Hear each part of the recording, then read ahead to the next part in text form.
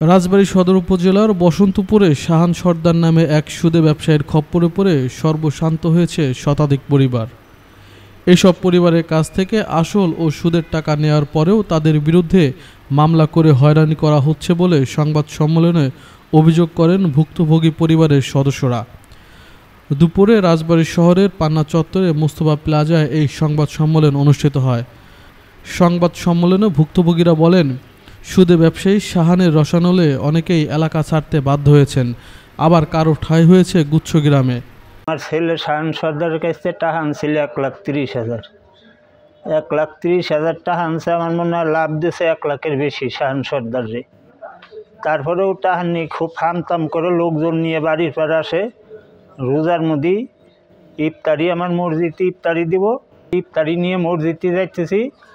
সেই সময় নেতা পিতা নিয়ে মোটর সাইকেল নিয়ে 20-25 জন আইসিয়া আমারে তুলে নিয়ে গেল হাটের পার। হেনটিয়া যে কথাবার্তার এক পর্যায়ে করা চলে আসলাম।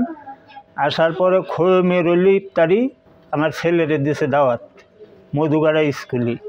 শাহান সর্দার লোকজন নিয়ে মধুগাড়া স্কুলিতে নিয়ে উঠে নিয়ে গেছে উদয়পুর স্কুলে, নিয়ে মারধর করছে। আর তার টাকা দেওয়া লাগবে 10 লাখ। বেগম আমার স্বামী শাহানের কাছ থেকে 30,000 টাকা নেয়। 1 বছরের মধ্যে লাভ চালাইছে, তারপরে আর লাভ চালাতে পারেন। ওর চাপের কারণে আমার স্বামী 7 মাস পলাতক ছিল। তখন আমার স্বামী টাকা দিতে পারে নাই, আমার মেলা চাপাচাপ করছে। পরে আমি জায়গা বেচে ওর টাকা দিয়ে দিছি 1,20,000। দেওয়ার পরে এখন আমরা গুসু গ্রামে থাকি। আমার স্বামী শাহানের কাছ থেকে 10,000 টাকা আনছিল চেক দিয়ে। তারপরে সে লাভ দিত, পরে সে অসুস্থ হওয়ার পরে সে লাভ দিতে পারে নাই। না দেওয়ার কারণে সে আস্তে আস্তে ওই টাকারে সে 40,000 টাকা বানাইছে। 40,000 টাকা বানানোর পরে তারপরে সে তার মাধ্যমেই কিস্তি উঠাইয়ে পরে তাকে 40,000 টাকা দিছে। তারপরেও সে মানিয়ে নেয় নাই। তারপরে তাকে আরও 40,000 টাকা দেওয়া হয়েছে। দেওয়ার পরে সে চেক ফেরত দেয় নাই। না দেওয়াতে সে আরও হুমকি দিছে। হুমকি দেওয়ার পরে সে এখন আমাদের বিরুদ্ধে 4 লাখ টাকার মামলা করছে।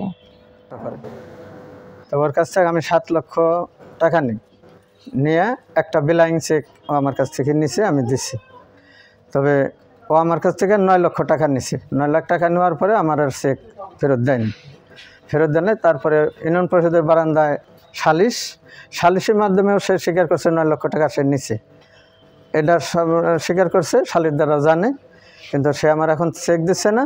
এখন আমার ওই বিলাইং চেকে সে 20 লক্ষ টাকা বসাইয়া ব্যাংকেতে করে নিয়ে আমার 20 লক্ষ টাকার মামলা করতে চাচ্ছে আমার নামে। ওর নাম হলো শাহান, গ্রাম বাজিতপুর। ওগুলো সুদে ব্যবসা করে। তা আমার ছেলে মানে ওর একটা ব্লক আছে, ওই ব্লক সম্বন্ধে করে যে মাসে 14,000 টাকা দেবো, তোমার ছেলেটা দেবো। আমার ছেলে রাজমিস্ত্রি কাজ করতো। তো সেই কথা কয়া মানে আমার ছেলে নেওয়ার পর 2 মাস পরে বেতন না দিয়ে হাসমাস বললো যে আমরা তো ব্যবসা করি, তো তুমি তো গরিব মানুষ। ওই শাহান নিয়ে গেল। শাহান নিয়ে মনে করেন যে 2 মাসে আমার বাড়িতে টাকা দিচ্ছে হলো 7 লাখ। 7 লাখ টাকা নিয়ে গলন্দমোর নিজস্ব খাতির লোক আছে, মানে হেড দিয়ে যে ব্যাংকে অ্যাকাউন্ট খুলিয়া চেক দিছে। তার 7 লাখ দিছে, 7 লাখ পো হাসমাগুড়া বলতেছে টাকা আমরা নিই। মিথ্যা কথা কয়া আর উল্টা মামলা দিছে ওর নামে 16 লাখ টাকার ওই চেক বিরুদ্ধে। চেক দিছে। দীর্ঘদিন ধরে শাহান সর্দার অবৈধ সুদের ব্যবসা চালিয়ে নিরীহ মানুষকে সর্বশান্ত ও ঘরছাড়া করছেন। তার হাত থেকে বাঁচতে শাহানকে গ্রেপ্তার ও শাস্তির দাবি জানান তারা। ওই 1,30,000 টাকা আনার সময় আমার ছেলের কাছ থেকে চেক নিয়েছিল। 10 লাখ টাকার মামলা করছে শাহান সর্দার। ওই যে উচ্ছৃঙ্খলা পোলাপান নিয়ে ঘরে ভয় দেখায় নিয়ে বান্ধে সান্ধে থবো, কয়েকজনের নিচে ওই রকম এগুলা করে ভয় দেখায় আটকায় তাদের জমি জাতি কত নিচে বা এরকম জায়গা জমি বেচে তারা বাস্তহারা হয়ে গেছে, টাকা পয়সা নিচে। এগুলো কারণে আমরা ভিটা মাটি ছাড়া আমি বাড়ি ঘর বেচে ওর টাকা দিছি। করার পরে পুলিশ আইসে ধরেও নিয়ে গেছে। বাড়ি থেকে বের করে রাস্তায় নিয়ে গাড়িতে উঠাইতে বলছে, উঠতে বলছে, কইছে যে আমি তো উঠতে পারি না, আমাকে উঠাই দেন। পরে পুলিশে আর নেয় নাই, পরে রেখে গেছে। ওর হুমকির কারণে আমার স্বামী স্টক করে ঘরে পড়ে গেছে। শাহানের শাস্তি চাই।